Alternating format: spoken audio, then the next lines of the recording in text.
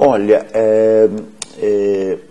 é difícil fazer uma análise em profundidade, mas é muito importante que se entenda a tragédia que viveu o PT. O PT nasceu como um partido de massas, autônomo, reconhecia a importância da classe trabalhadora e da sua autonomia, e ele tinha capilaridade em todos os setores fundamentais da classe trabalhadora, no operariado industrial, nas camadas médias assalariadas, no proletariado rural e também no campesinato. Por isso o PT teve uma importância na sua origem tão grande, né? Mas o PT viveu um processo que não é novo na esquerda brasileira e mundial, que é um processo através do qual, pouco a pouco, os partidos de esquerda, os partidos sociais, se não tem, digamos, alguns elementos muito fortes, eles vão se adequando à ordem. O primeiro e o maior risco desse processo, da qual o PT, digamos, sucumbiu completamente, foi a subordinação da sua atividade enquanto Partido dos Trabalhadores à lógica institucional. Ganhar uma eleição para vereador, depois para governador, depois não sei o quê, aí tem o Lula a primeira vez, o Lula a segunda. Quando o PT, digamos, quando o Lula, eu costumo dizer assim, quando o Lula foi eleito em 2002, o país era outro, o PT estava desvertebrado, a desertificação neoliberal, fundamentalmente o período Collor, Fernando Henrique, tinham feito uma devastação muito grande no país, e o PT estava, digamos assim, atolado num conjunto de compromissos. O PT foi, na verdade, um grande partido policlassista e que tinha uma figura, o Lula, que é um verdadeiro gênio da conciliação. Uhum. Para os que gostam da conciliação, o Lula é um gênio. Para os que veem a conciliação como um traço nefasto, né, que impede a luta autônoma da classe trabalhadora, das periferias, né, dos movimentos sociais, das comunidades indígenas, né, e, digamos assim, o PT subordinado a uma ação cada vez mais institucional e cada vez menos social e popular.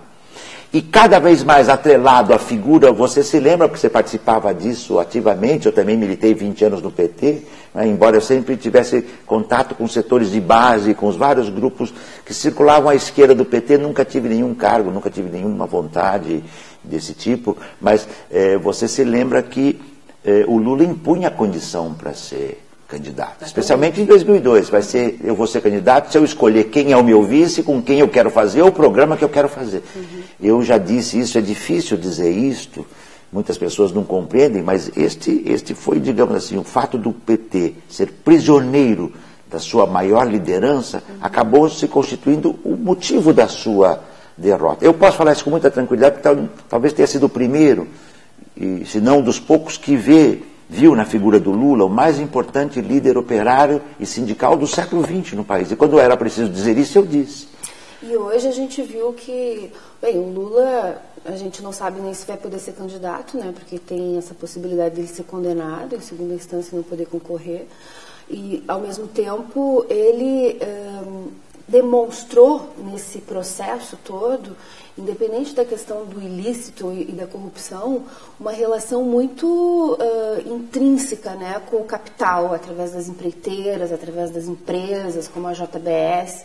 E o lulismo tem essa característica, né, de ser o instrumento de conciliação de classe, na contradição brutal que é ele ser um líder operário. Né? Claro. Imagine que um outro grande, nós tivemos dois grandes, aspas, gênios, eu sou um crítico radical de ambos, então eu estou aqui aparentemente elogiando para fazer uma crítica dura. Tivemos dois grandes gênios, o outro foi Getúlio, aliás, desse seu estado aqui. Exato. Com a diferença que o Getúlio era um estancieiro, era um grande proprietário latifundiário. O Lula sai das classes populares, esboçando, ainda que espontaneamente, o projeto de autonomia e termina no colo, tá certo? Da pior burguesia. Eu costumo dizer na minha crítica ao PT, né, que não só o governo Lula abriu o país para o capital externo, como ele transnacionalizou parte da burguesia brasileira. Ele pegou nas empreiteiras, Odebrecht, OAS, e levou. Né? Incentivou a Friboi, estamos vendo em que dimensão, e tantas outras empresas. Né? Isso fez com que o Lula ele acabou sendo fagocitado, ele acabou sendo tragado e trucidado pelo aquele pacto de aliança entre capital e trabalho, da qual ele achava que era um rei. Eu escrevi recentemente que a ideia do líder capaz de conciliar Deus e o diabo na terra do sal, porque aqui é a terra do sal, tá certo? Aqui é onde a coisa, se deixar, desertifica, entende? E essa foi a tragédia do PT.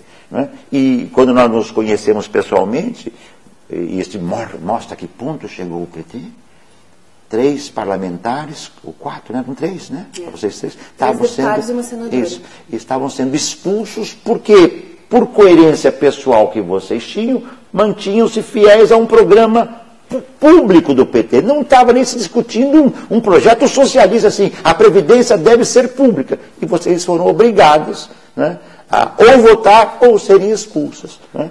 Isso mostra que ponto, no depoimento que eu fiz a seu favor, eu disse, vai ficar para a história. O PT também soube reprimir os seus quadros, soube fazer os processos do PT. Entende? É triste, mas foi assim. É verdade.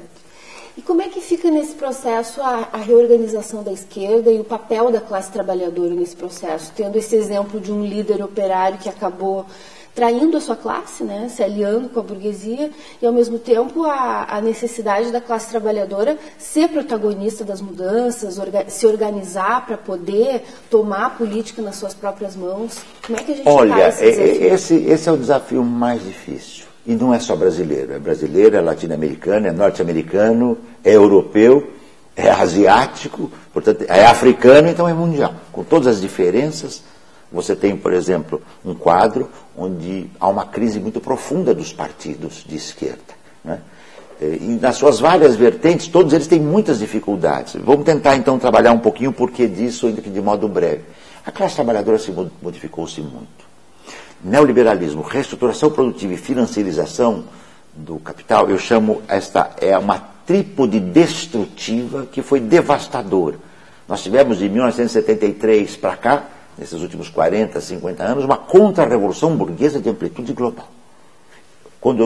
Cujas faces mais aberrantes dessa contra-revolução nós estamos vendo agora. Trump nos Estados Unidos, aliás, a nossa expectativa é que a gente tenha 2 governos que sejam postos fora, porque são ambos ilegítimos e ilegais. O Trump e o Temer. Né? Você vê que o Trump hoje já está envolvido em problemas da justiça norte-americana, que é uma justiça burguesa, mas tem alguns princípios que eles seguem. E o cara passa como um trator, como aqui também. Né? Muito bem, essa classe trabalhadora tem uma nova morfologia. A classe trabalhadora brasileira hoje é muito diversa da classe trabalhadora de 30 anos, para não falar de 70 anos. Você tem uma parte da classe trabalhadora que é o jovem trabalhador do setor de serviços, é o proletário de serviços, né? Que tenta estudar, fazer faculdade privada para ganhar, e eles viram seu projeto solapar. Essa nova morfologia do trabalho, né? Trabalhadores da área digital, nós chamamos de infoproletariado, o Rui Braga, isso, junto com o Rui Braga, exatamente. Né? A minha amiga Ursula Hughes, a inglesa, que é ótima socióloga do trabalho, uma socióloga também crítica de esquerda, chama de cybertariado, o proletariado da era cibernética, né? Que vive a exploração brutal. Basta pegar as trabalhadoras de call center aqui, que trabalham que nem Lucas, adoecem, a sua voz, seus ouvidos são maltratadas quando tentam vender os seus produtos, porque ninguém aguenta aquela coisa de ficar te oferecendo, e elas fazem aquilo por obrigação, tem trabalho por isso. Essa nova morfologia obriga os sindicatos a serem diferentes do que era no século passado. O sindicato no século passado era taylorista, a empresa era taylorista e fordista, o sindicato era vertical. Isso também vale para os partidos. Quem é a classe trabalhadora hoje que os partidos querem representar? E há um desgaste muito grande, nós temos que ter consciência, há um desgaste dos sindicatos e dos partidos com relação a esse novo proletariado precarizado, terceirizado, flexibilizado, PJ, né, que vive, digamos assim, entre aspas, quase que à margem, só que isto, né, Luciano, eu digo isso no Adeus ao Trabalho, em 95, no sentido do trabalho, nesses meus livros mais recentes, isto que no passado parecia ser a exceção, eu venho desde aquela época, essa exceção vai se tornar a regra. Hoje a classe trabalhadora se expande em escala mundial, eu estou falando isso porque eu tenho ido à China, à Índia, à Europa, aos Estados Unidos, à América, tá certo? O único continente que eu não conheço, mas acompanho é a África, basta ver a África do Sul. A classe trabalhadora que cresce hoje em escala mundial é o precariado predominantemente, mas não só no setor de serviços. E o setor de serviços não é um setor pós-industrial, como dizem os europeus, é a indústria de serviços. Nós estamos vivendo um processo de proletarização dos serviços. Se os sindicatos não forem capazes, os partidos, de entenderem isso, último ponto, por onde então partir? Porque ninguém sabe, se todo mundo tivesse a receita, vendia e vendia caro. Não é assim. Mas assim, quais são as questões vitais? O que levou à Revolução Francesa de 1789? Uma revolução burguesa, diga-se de passagem, radical. Liberdade, igualdade e fraternidade. Eram questões vitais. O que levou à Revolução... por serem conquistadas. O que levou à Revolução Russa, que nós estamos fazendo agora há 100 anos? Pão, paz e terra. Quais são as questões vitais hoje? Os partidos de esquerda estão tratando das questões vitais hoje? Quais são elas? As lutas sociais estão apresentando o quê? Um último comentário que eu acho também importante. Nós temos uma divisão que é equívoca que a classe trabalhadora lhe valeu para o século XX. Sindicato faz luta econômica, partido faz luta política. Bom, no final do século XX, explodiram os movimentos sociais, então tem um terceiro. Os movimentos sociais nos ensinaram uma coisa, que os partidos ainda não aprenderam direito e os sindicatos também. O grande movimento que representa hoje luta, que tem ações mais ousadas de massa, é aquele que faz simultaneamente luta social e luta política. Não dá para separar um do outro. Os partidos têm que aprender nisso com os movimentos sociais. Os movimentos sociais têm que aprender com os partidos, que é muito importante. Os movimentos sociais têm que aprender que é muito importante ter um projeto. Um partido tem que ter um desenho básico para que sociedade nós queremos. Um partido socialista, anticapitalista, não pode ser um partido burguês. Um dos motivos da tragédia do PT, um dos, muito importante, é que o núcleo dominante do PT tinha verdadeiro desdém, desconsiderava o que é o fundamental de uma ideologia anticapitalista e socialista, sem a qual um partido de esquerda, não sobrevive. Qualquer partido de centro ou de direita sobrevive sem a ideologia de esquerda. É por isso que eles são de centro, direita e são pantanosos. Um partido de esquerda, se quer sobreviver, ele tem que ser aberto, de massa, radical, mas ele tem que ter o seu ideário. O PT não tinha. Por isso que eu costumo dizer, é duro isto, o lulismo tem muito a ver com isso. E nesse sentido o lulismo foi um câncer. O lulismo, eu não estou falando da figura da indivíduo, o lulismo foi um câncer político, tá certo, dentro do PT. E o PT só terá a chance, eu vejo muito remoto. O PT pode ser um grande PMDB nos próximos anos. Ele recupera como o PMDB. Sai governo, entra governo, sai, se ajeita e fica. Voltar a ser como foi um partido de massas, é só um milagre divino. Bom, mas aí tem um problema, porque nem todo mundo acredita no milagre divino. Pois eu entrevistei aqui nesse programa o Raul Ponte e conversei com ele sobre isso, porque ele representa uma ala crítica dentro do PT. Claro. E eu perguntei para ele, não é preciso derrotar o lulismo para que o PT possa voltar a cumprir um papel progressivo? E eles não têm uma alternativa ao lulismo, eles se rendem, né? Mesmo a esquerda do PT, eles se rendem ao lulismo. Essa é uma tragédia brasileira, vamos pensar. Eu não estou tratando, é muito importante, eu não estou tratando de pessoas. Claro. Poderíamos, num outro momento, fazer prestismo no Partido Comunista, brizolismo, tá certo? Lulismo, getulismo como um partido da ordem, mas que tinha ressonâncias do mundo do trabalho, né? O movimento latino-americano, peronismo. Veja a tragédia da Venezuela. Venezuela que viveu um processo muito original de transição, né? Uma revolução na institucionalidade, uma institucionalidade na revolução, a Revolução Bolivariana. O seu principal líder, Chávez, desapareceu e o processo desmoronou. Claro que por condições de uma mudança profunda no cenário internacional, mas o projeto, né, começou a fazer água.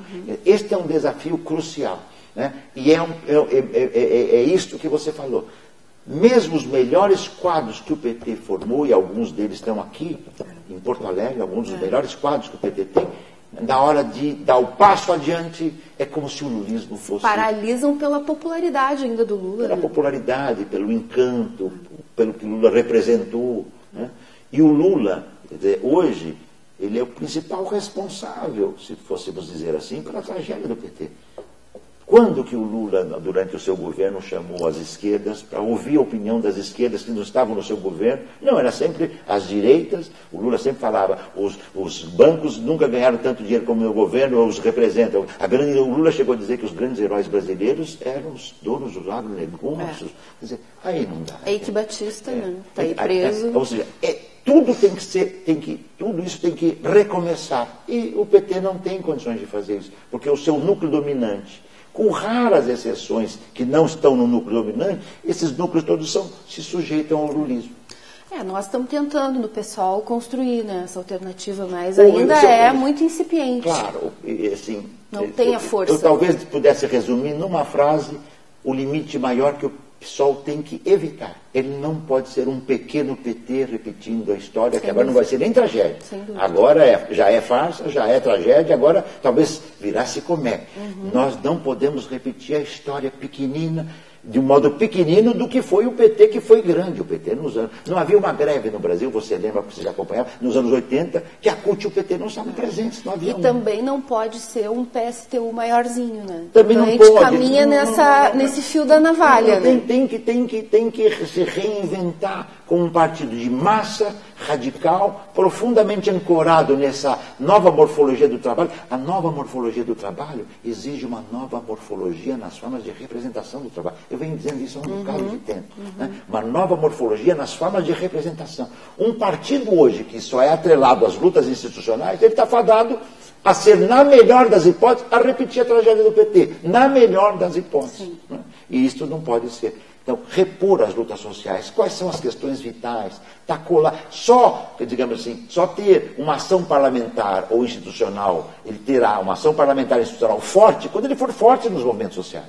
Sem dúvida, esse é o grande desafio, se inserir nos movimentos. O Florestan dizia, num depoimento da qual eu participei, que ele nos deu para um grupo de pessoas há muitos anos atrás, publicado depois da revista Insight, que ninguém passa imune pelo parlamento. Isto é o Florestan. Okay? E o Florestan, todo o cabedal de conhecimento que ele tinha, ele não perdeu no parlamento. Né? Mas ele falou, ninguém passa por ali, é muito complicado. E nós estamos vendo hoje o cenário brasileiro, a crise brasileira. Quer dizer, o Marx disse que o parlamento francês, no meados do século XIX, tinha atingido um nível de degradação batido no fundo do poço. A sorte do Marx é não ter vivido nesse século e conhecido o parlamento brasileiro. É verdade. E agora...